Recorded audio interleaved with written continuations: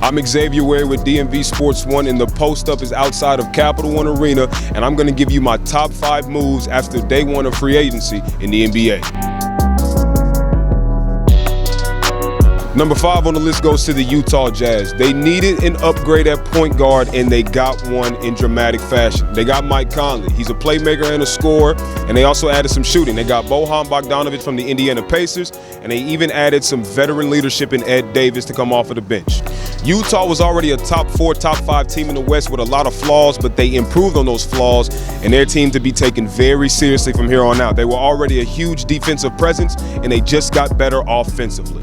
Number 4 on my list goes to Al Horford joining the Philadelphia 76ers. Look, this is probably going to be the best defensive team in the NBA. You have a defensive force such as Joel Embiid and Al Horford together that only spells trouble for the rest of the league.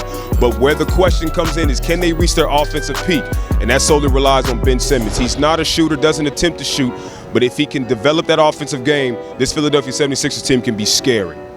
3 on my list goes to Kemba Walker. Kemba Walker saved Danny Ainge, in my honest opinion. Danny Ainge was under a lot of scrutiny for losing assets for nothing. He lost Kyrie Irving. He lost Al Horford. He never made the trade for Anthony Davis. He even lost Terry Rozier. But he got Kemba Walker. Kemba Walker is going to be a low-maintenance guy who brings it every single night. An all-star in Charlotte who's never been able to play under pressure in high-pressure situations, but he will now in Boston. And he also fits Brad Stevens' system.